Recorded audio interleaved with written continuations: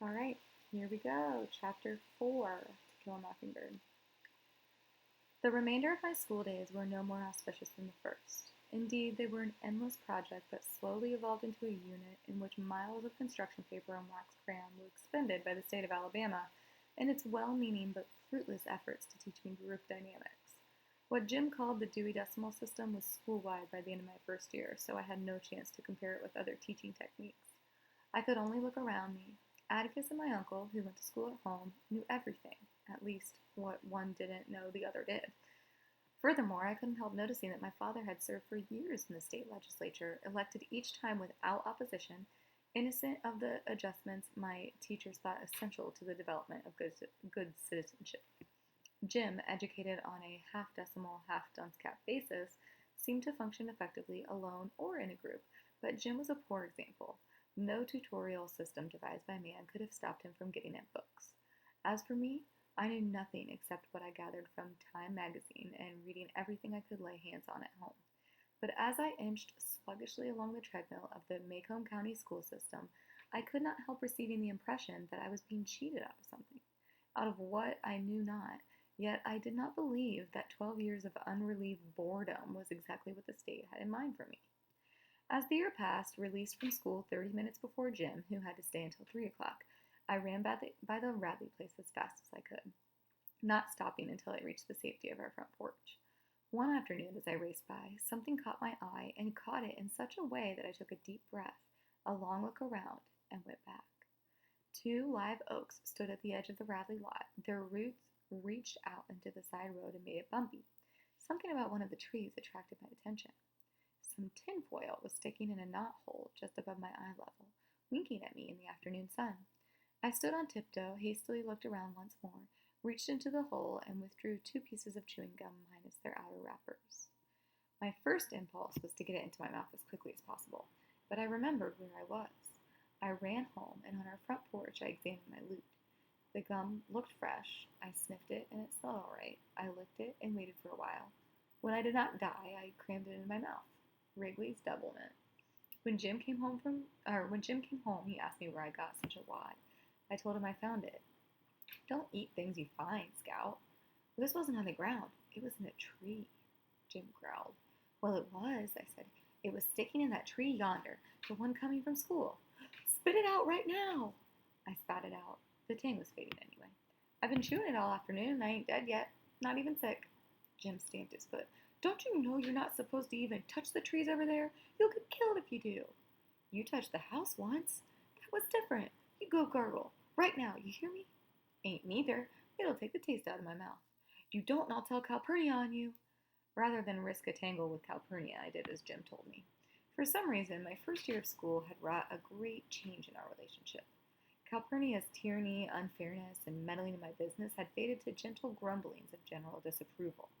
On my part, I went to much trouble, sometimes not, to provoke her. Summer was on the way. Jim and I awaited it with impatience. Summer was our best season. It was sleeping on the back screen porch in cots or trying to sleep in the treehouse. Summer was everything good to eat. It was 1,000 colors in a parched landscape, but most of all, summer was dill. The authorities released us early the last day of school, and Jim and I walked home together. Reckon old Dill'll be coming home tomorrow, I said. Probably day after, said Jim. Mississippi turns loose a day later. As we came to the live oaks at the Bradley place, I raised my finger to point to, for the 100th time, to the knot hole where I found the chewing gum, trying to make Jim believe I had found it there, and found myself pointing at another piece of tinfoil. I see it, Scout. I see it. Jim looked around, reached up, and gingerly pocketed a tiny, shiny package. We ran home, and on the front porch we looked at a small box patchworked with bits of tinfoil collected from chewing gum wrappers. It was the kind of box wedding rings came in, purple velvet with a minute each, or a minute catch. Jim flicked open the tiny catch. Inside were 2 scrubbed and polished pennies, one on top of the other. Jim examined them. Indian heads, he said. 1906 and Scout, one of them's 1900. These are real old. 1900, I echoed. Say, hush a minute, I'm thinking. Jim, you reckon that's somebody's hiding place? No, don't anybody much but us pass by there unless it's some grown person's. Grown folks don't have hiding places. You reckon we ought to keep 'em, Jim? I don't know what we could do, Scout. Who to give him back to? I know for a fact don't nobody go by there. Cecil goes by the back street all the way around by town to go home. Cecil Jacobs, who lived at the far end of our street next door to the post office, walked a total of 1 mile per school day to avoid the Radley place and old Mrs. Henry Lafayette DeBose. Mrs. DeBose lived 2 doors up the street from us. Neighborhood opinion was unanimous that Mrs. DeBose was the meanest old woman who ever lived. Jim wouldn't go by her place without Atticus beside him. What do you reckon we ought to do, Jim? Finders were keepers unless title was proven.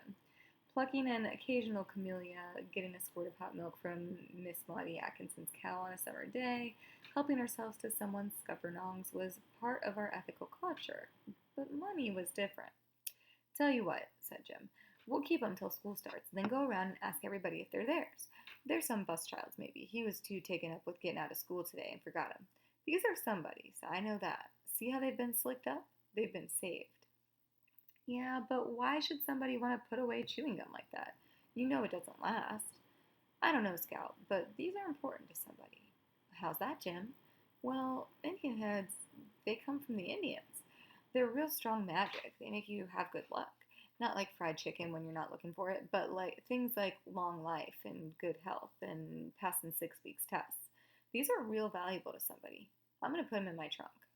Before Jim went to his room, he looked for a long time at the Radley place. He seemed to be thinking again. 2 days later, Dill arrived in a blaze of glory. He had ridden the train by himself from Meridian to Macomb Junction, a courtesy title. Macomb Junction was in Abbott County, where he had been met by Miss Rachel and Macomb's one taxi. He had eaten dinner in the diner. He had seen two twins hitched together get off the train in Bay St. Louis and stuck to his story regardless of threats. He had discarded the abominable blue shorts that were buttoned to his shirts and wore real short pants with a belt. He was somewhat heavier, no taller, and said he had seen his father.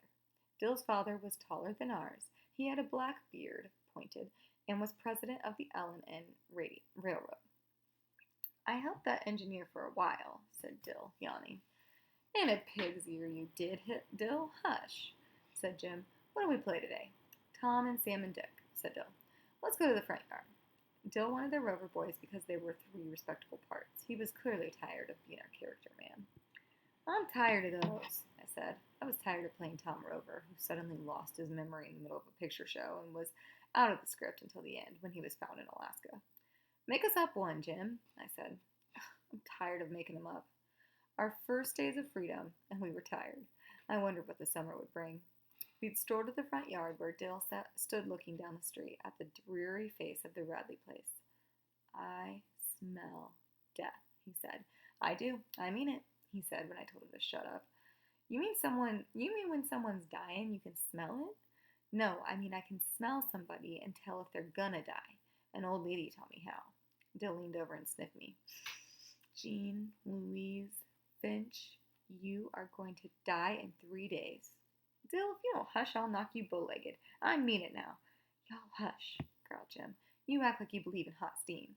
You act like you don't, I said. What's a hot steam? asked Dill. Haven't you ever walked along a lonesome road at night and passed by a hot place? Jim asked Dill. A hot steam is somebody who can't get to heaven, just wallows around on lonesome roads, and if you walk through them when you die, you'll be one too, and you'll go around at night sucking people's breath. How can you keep from passing through one? You can't, said Jim. Sometimes they stretch all the way across the road, but if you have to go through one, you say, Angel bright, light in death, get off the road, don't suck my breath. That keeps it from wrapping around you. Do you believe a word he says, Dill? I said. Calpurnia says that's talk. Jim scowled darkly at me, but said, well, are we going to play anything or not? Let's roll in the tire, I suggested. Jim sighed. You know I'm too big. You can push. I ran to the backyard and collected an old car tire from under the house. I slapped it up to the front yard. I'm first, I said. Dill said he ought to be first. He just got here. Jim arbitrated, awarded me first push with an extra time for Dill, and I folded myself inside the tire. Until it happened, I did not realize that Jim was offended by my contradicting him of hot steams, and that he was patiently awaiting an opportunity to reward me. He did, by pushing the tire down the sidewalk with all the force in his body. Ground, sky, and houses melted into a mud palette. My ears throbbed. I was suffocating. I could not put my hands out to stop. They were wedged between my chest and knees. I could only hope that Jim would outrun the tire and me, or that I would be stopped by a bump in the sidewalk. I heard him behind me, chasing and shouting. The tire bumped on gravel, skewed across the road, crashed into a barrier, and popped me like cork into the pavement. Dizzy and nauseated, I lay on the cement and shook my head still, pounded my ears to silence, and heard Jim's voice. Scout, get away from there! Come on! I raised my head and stared at the Radley Place steps in front of me. I froze. Come on, Scout! Don't just lie there! Jim was screaming. Get up, can't you? I got to my feet, trembling as I thawed. Get the tire! Jim hollered. Bring it with you! Ain't you got any sense at all? When I was able to navigate, I ran back to them as fast as my shaking knees would carry me. Why didn't you bring it? Jim yelled. Why don't you get it? I screamed. Jim was silent. Go on, it ain't far inside the gate. Why, you even touched the house once, remember? Jim looked at me furiously, could not decline, ran down the sidewalk, treaded water at the gate, then dashed in and retrieved the tire. See there? Jim was scowling triumphantly. Nothing to it. I swear, Scout, sometimes you act so much like a girl, it's mortifying. There was more to it than he knew, but I decided not to tell him. Calpurnia appeared in the front yard and yelled, Lemonade time! You all get out of that hot sun before you fry alive. Lemonade in the middle of the morning was a summertime ritual. Calpurnia set a pitcher and 3 glasses on the porch and then went about her business. Being out of Jim's good graces did not worry me especially. Lemonade would restore his good humor. Jim gulped down his second glassful and slapped his chest. I know what we're going to play, he announced. Something new, something different. What? asked Dill. Boo Radley. Jim's head at times was transparent. He had thought that up to make me understand he wasn't afraid of Radley's in any shape or form, to contrast his own fearless heroism with my cowardice. Boo Radley? How? asked Dill. Jim said, Scout, you can be Mrs. Radley. I had to clarify. Well, I don't think. What's the matter? Said Dill. Still scared? He can get out at night when we're all asleep, I said. Jim hissed.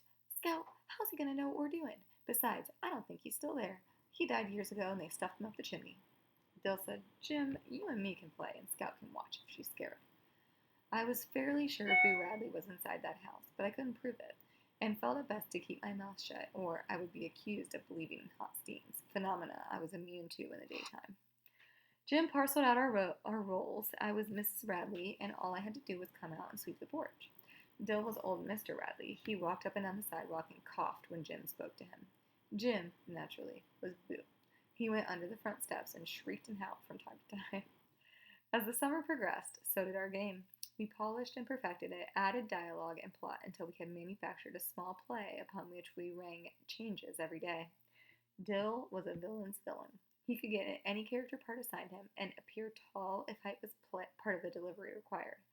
He was as good as his worst performance. His worst performance was gothic. I reluctantly played assorted ladies who entered the script. I never thought it as much fun as Tarzan, and I played that summer with more than vague anxiety, despite Jim's assurances that Boo Radley was dead and nothing would get me, with him and Calpurnia there in the daytime and Atticus home at night. Jim was a born hero. It was a melancholy little drama, woven from bits and scraps of gossip and neighborhood legend. Mrs. Radley had been beautiful until she married Mr. Radley and lost all her money. She had also lost most of her teeth, her hair, and her right forefinger. Dill's contribution. Boo bit it off one night when he couldn't find any cats and squirrels to eat. She sat in the living room and cried most of the time, while Boo slowly whittled away all the furniture in the house. The three of us were the boys who got into the trouble. I was the probate judge, for a change. Dill led Jim away and crammed him beneath the steps, poking him with the brush broom.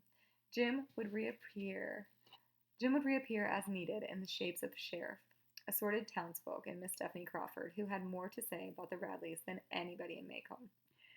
When it was time to play Boo's big scene, Jim would sneak into the house, steal the scissors from the sewing machine drawer when Calpurnia's back was turned, then sit in the swing and cut up newspapers. Dill would walk by, cough at Jim, and Jim would fake a plunge into Dill's thigh. From where I stood, it looked real. When Mr. Nathan Radley passed us on his daily trip to town, we would stand still and silent until he was out of sight, then wonder what he would do to us if he suspected. Our activities halted when any of the neighbors appeared, and once I saw Miss Maudie Atkinson staring at us across the street, her hedge clippers poised in midair. One day we were so busily playing chapter, what is that?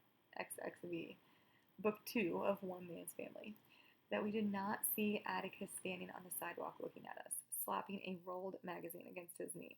The sun said 12 noon. What are you all playing? He asked. Nothing, said Jim. Jim's evasion told me our game was a secret, so I kept quiet. What are you doing with those scissors then? Why are you tearing up that newspaper? If it's today's, I'll tan you. Nothing. Nothing what? Said Atticus. Nothing, sir. Give me those scissors, Atticus said. There are no things to play with. Does this by any chance have anything to do with the Radleys? No, sir, said Jim, reddening. I hope it doesn't, he said shortly, and went inside the house. Jim, shut up. He's gone in the living room. He can hear us in there. Safely in the yard, Dill asked Jim if we couldn't play anymore. I don't know. Atticus says we couldn't. Or Atticus didn't say we couldn't. Jim, I said, I think Atticus knows it anyway. No, he don't. If he did, he'd say he did. I was not so sure, but Jim told me I was being a girl, that girls always imagine things, and that's why other people hated them so, and if I started behaving like one, I could just go off and find some to play with. All right, you just keep it up then, I said. You'll find out. Atticus's arrival was the second reason I wanted to quit the game. The first reason happened the day I rolled into the Bradley front yard. Through all the head shaking, quelling of nausea, and Jim yelling, I had heard another sound, so low I could not have heard it from the sidewalk. Someone inside the house was laughing.